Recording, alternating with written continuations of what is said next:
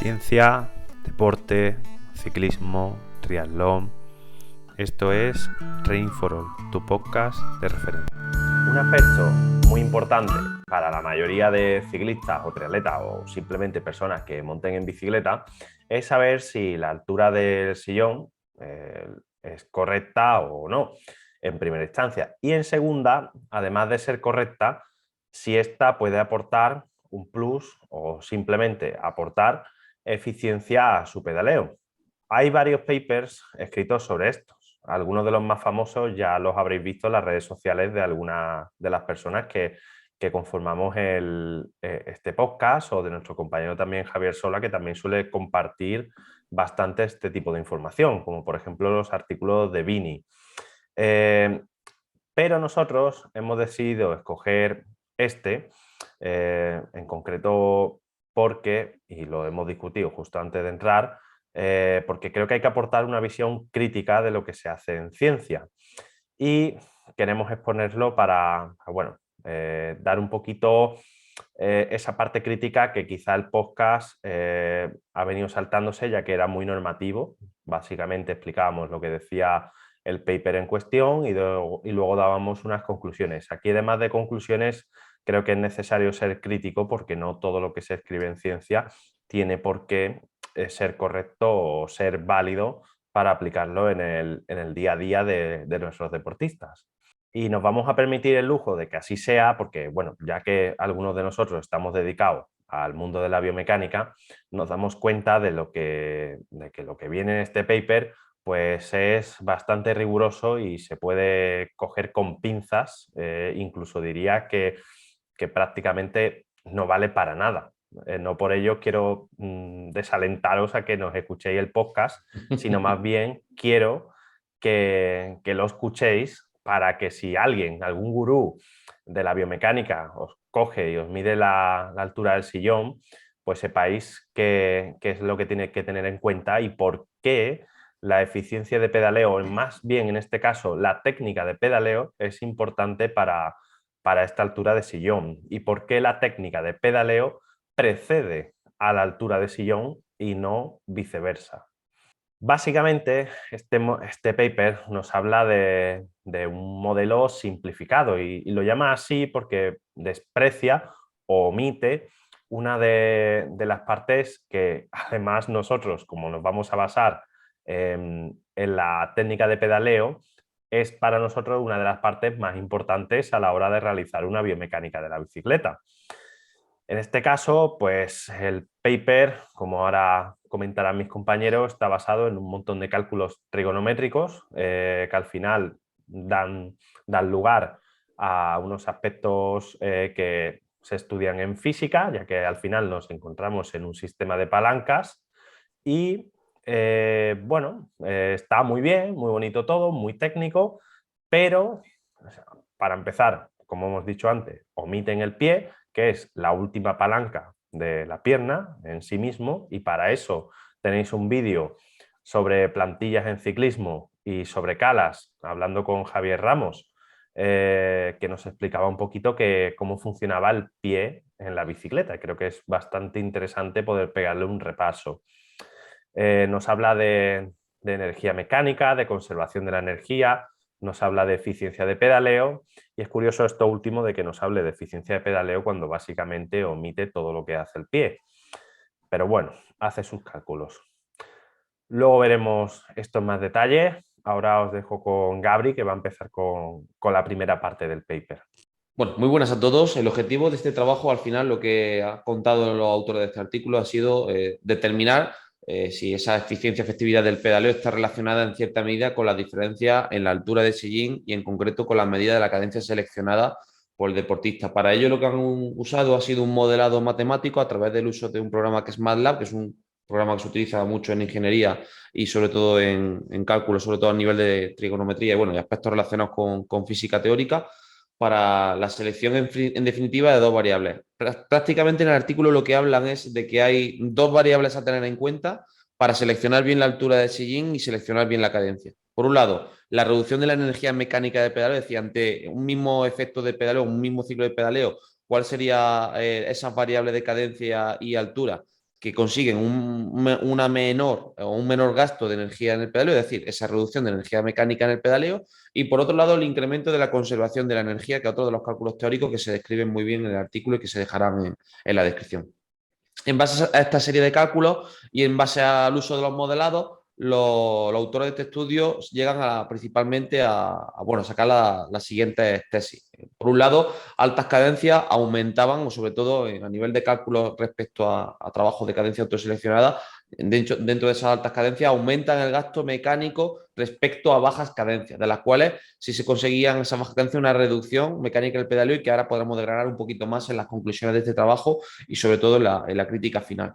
Por otro lado, también en cuanto a términos de la relación en la altura del sillín, las recomendaciones que se veían a nivel de ángulo de rodilla se situaban mayoritariamente entre los 25 y 30 grados. Dichos autores también hablaban un poquito del efecto de la compresión de lo que era el efecto de la rodilla, de la angulación en sí. Solo había valoraciones en torno a la parte relacionada con la econometría, solo teniendo en cuenta prácticamente el ángulo de rodilla y esa diferencia en cuanto a grados pi de los cálculos teóricos que se obtenían.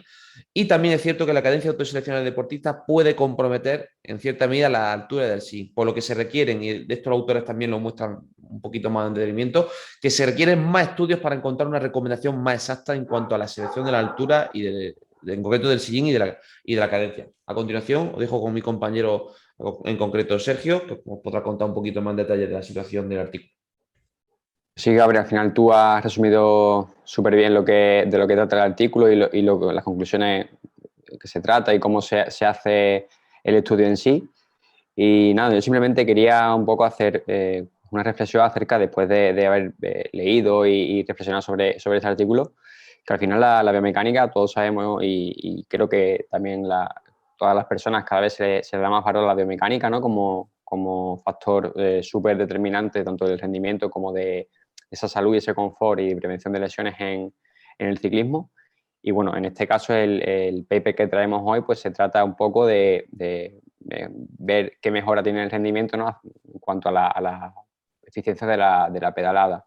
Sí, lo hace de manera, entre comillas, simplificada, como tú has mencionado, porque tiene solo en cuenta dos variables. Entonces, como ya has comentado, José, al principio y demás, pues el estudio tiene bastantes limitaciones, porque al final está obviando muchas variables y muchos aspectos que también se tienen que tener en cuenta y que también influyen a la hora de buscar una pedalada más eficiente. Entonces, a pesar de la relativa complejidad de las fórmulas matemáticas y demás de las que se basa el artículo para sacar esas conclusiones, pues nos damos cuenta como no es posible, no es viable dar ciertas recomendaciones a nivel genérico en cuanto a biomecánica no nos estamos refiriendo, porque al final es muy complicado integrar todos esos factores que influyen en la persona. Entonces debe ser mucho más individualizado, es decir, no se puede simplificar tanto un proceso tan complejo como es el de la biomecánica, porque al final tenemos que tratar de aunar, ¿no? La biomecánica se trata de aunar un poco el equilibrio entre lo que es el confort, el rendimiento y la prevención de lesiones para el ciclista. Entonces, eso sería un poco la reflexión que yo hago después de leer este artículo. Además de que, bueno, hay que tener en cuenta situaciones no solo de laboratorio, ¿no? Entre comillas, más controladas y demás, sino que hay que hacer análisis en situaciones y contextos más reales para el deportista, es decir, en la calle, no solo de manera estática en un rodillo. Y a la vista está, prueba de ello es que cada vez se hacen más biomecánicas en la calle o outdoor, como se les denomina, y ahí es cuando pues, también se ven bastantes cosas en un contexto, en una situación pues quizás más práctica o por lo menos más real para el ciclista. Nada, os dejo con mi compañero Jesús, que va un poco a decir sus conclusiones de él y del artículo. Pues sí, en definitiva, como han comentado mis compañeros, la posición óptima del sillín pues, puede variar, ¿no? En función de la cadencia y de muchos factores. Según este estudio, hablando un poco de las conclusiones que saca el estudio, aunque hemos visto que son un poco comprometidas, ¿no? En ciertos aspectos, pues se observó, ¿no? Que no había una posición óptima del sillín igual para todas las cadencias. Y con esto me gustaría hacer mención a lo que han comentado también mis compañeros, a decir que no hay una receta, ¿no? para todos. Cada ciclista es único y no existen X grados para X articulaciones que se puedan poner en común para la totalidad de los ciclistas. Cada ciclista puede tener ciertos aspectos que lo pueda hacer único y encontrar un mayor rendimiento tocando ciertos aspectos. Por lo tanto, animar a todo el mundo a que lo valore un profesional de la biomecánica para mejorar en este aspecto, con el cual se puede aumentar y mucho el rendimiento. Y bueno, en relación al estudio, pues algunos de los resultados que me gustaría destacar como conclusión que saca el estudio es que ajustar la posición del sillín para establecer el ángulo de rodilla entre 25 o 30 grados, como comentó también Gabri, en la cadencia baja y bajando ligeramente esa altura del sillín en la cadencia alta, pues podría incrementar esa eficiencia de pedaleo. Y por otro lado, también quería comentar como una de las conclusiones del estudio que comenta que al mantener una cadencia de unas 90 revoluciones por minuto, la carga de inercia en la parte inferior del cuerpo se minimiza, lo que aumenta también la eficiencia de pedaleo comparado con otras cadencias, ¿vale? Otra de las conclusiones que comenta este estudio. Y nada, por último comentar que, como hemos dicho, tiene limitaciones, ya que no consideran el pie y bueno, todo ello lo vamos a comentar también ahora con mis compañeros para concluir este capítulo. A mí me da igual empezar yo. Bueno, básicamente, a ver, concuerdo mucho con lo que comenta Jesús. En muchas ocasiones la biomecánica, por ejemplo, en este artículo, solo se centra en aspectos de ergonometría o aspectos relacionados solo con la cuantificación de la energía mecánica, pero no con aspectos relacionados con la calidad de movimiento. Es decir, cómo se comporta ese pie, si el pie es estable, porque el simple hecho del pie puede hacer que configure y cambie toda la ergonometría totalmente. Con lo cual, en muchas ocasiones, una de las desgracias que nos encontramos prácticamente en muchos centros o sitios donde, entre comillas, se hace biomecánica profesional es que solo se hace una valoración de la ergonometría. Y es un grave error valorar solo en biomecánica ergonometría. Hay muchos más aspectos que tienen mayor relevancia en la biomecánica deportiva, tanto de una perspectiva de la prevención de lesiones como una perspectiva de la mejora del rendimiento y, por tanto, también la continuidad. Entonces, creo que obviamente, como crítica constructiva, hay que incidir más en valorar este tipo de elementos y entender que cada vez más, entre comillas, el papel de la econometría está perdiendo más importancia viendo los problemas que nos encontramos en el día a día en consulta en la empresa. La persona con más baja cadencia probablemente talonará más, estirará más la pierna talonando. Por ahí, pues puede llevar Por ahí pueden andar la los pierna tiros. un poquito más estirada, ¿vale? Y la persona con más cadencia va a ser más complicado que talone, probablemente por el mero hecho de que lleva bastante más cadencia. De hecho, es muy normal que la persona a nivel, por así decirlo, en la calle, outdoor, como antes ha dicho Sergio, cuando lo pongas a subir un repecho que esté bien duro, ¿no? Como puede pasar con algunas subidas en las competiciones, tiende a bajar la cadencia y a meter bastante el talón para estirar más la pierna y creyendo que probablemente crea que así hace un poco más de fuerza. Probablemente crea y probablemente sea así. Lo que pasa es que la dirección de esa fuerza probablemente no sea la adecuada. Si tuviera un acelerómetro, pues probablemente podría comprobar que el vector de fuerza no es el adecuado y que hay fuerzas de ese sistema que se estarían disipando y que no llegan a transmitirse en el sistema y que por lo tanto sería como hago una fuerza que genera un power output de 400 vatios, pero como no la ejerzo en la dirección correcta, pues finalmente son 320 los que me hacen avanzar. No es exactamente así, pero para que la gente lo entienda, pues eso sería lo más parecido, ¿no? que podríamos encontrar a eso. Luego, no está teniendo en cuenta, como no está midiendo nada a nivel de electromiografía, que hay una sobreactivación del isquiotibial cuando se está talonando.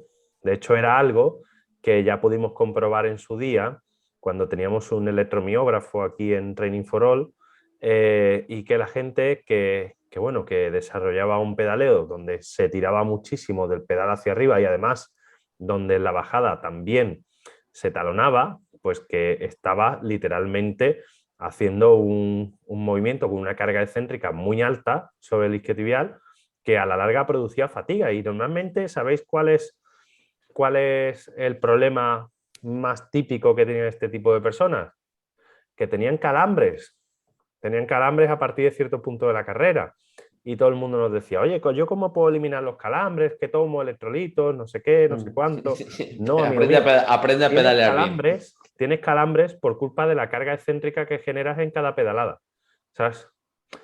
Si nos habéis escuchado regularmente, sabréis que una de las características del DOMS, de ese dolor La carga excéntrica. ejercicio, por así decirlo, es que el componente que más DOMS genera es el ejercicio excéntrico. Y precisamente si te tiras 3 horas metiendo el taloncito, ¿sabes? Por mucho que a algunos le guste o no quieran reconocer que ese es el problema que tienen los ciclistas, pues sí, amigo mío. Ese es uno de los mayores problemas que tienen los ciclistas y es bajar el talón a la hora de pedalear. En concreto, entre los 90 grados y los 180 grados, que es cuando más desciende el talón. ¿Vale? Incluso un poquito antes de los 90 grados ya empieza a bajar. Y bueno, yo creo que el despreciar todo eso en este artículo es el mayor error que puede tener el artículo en sí, porque está muy bien toda la conservación de la energía, tal cual, no sé qué, pero es que está despreciando cómo esa energía va a fluctuar a largo plazo, ¿vale? Porque es que lo está completamente despreciando y luego no está teniendo nada en cuenta la fatiga a nivel neuromuscular, que es otra parte que no viene apreciada en el artículo, ¿no? Pues sí, José, al final tú lo has hecho totalmente claro. Yo no soy especialista en biomecánica, pero bueno, estoy totalmente de acuerdo con lo que has comentado. Y al final yo la limitación que veo en este y otros tantos artículos, no solo de biomecánica, sino en general, es que hay muchas veces que quizás los investigadores son eso, ¿no? Investigadores, y les falta un poco de estar más en contacto con la experiencia práctica. Entonces yo creo que eso es la principal limitación que tiene este estudio. Realmente si en este estudio hubiera participado una persona que se dedique profesionalmente a la biomecánica y trate con pacientes en el día a día, seguramente pues esas limitaciones no hubieran aparecido, porque a lo mejor le parecería un poco un sinsentido, ¿no? Hacer este estudio despreciando tantísimas otras variables. Y yo creo que esto pasa, por desgracia, ¿no? Pues un problema bastante común en investigación y en ciencia. Pues sí, pues como conclusión, bueno, animar a los ciclistas, tanto aficionados como amateurs, como profesionales, a que valoren de verdad este proceso biomecánico, que como han comentado mis compañeros y hemos hablado a lo largo del podcast, no es simplemente unas medidas y unos ángulos. Hay muchísima tecnología hoy en día, pero muchísima y avanzada, con la que se pueden mejorar muchísimos aspectos. Y nada, que no desprecien esta gran ayuda, que muchas veces eso, llevamos unas bicicletas de miles de euros y al final no pasamos por ese proceso por no gastarnos unos euros más, y es muy importante. Bueno, señores, nos vemos mañana porque os vamos a compensar en este caso, por el capítulo que no pudimos colgar el jueves pasado por demandas de la producción, ¿no? Como dirían por ahí. Y nada, nos vemos el jueves que viene con el capítulo número 15. Hasta la próxima. Nos vemos. Hasta luego.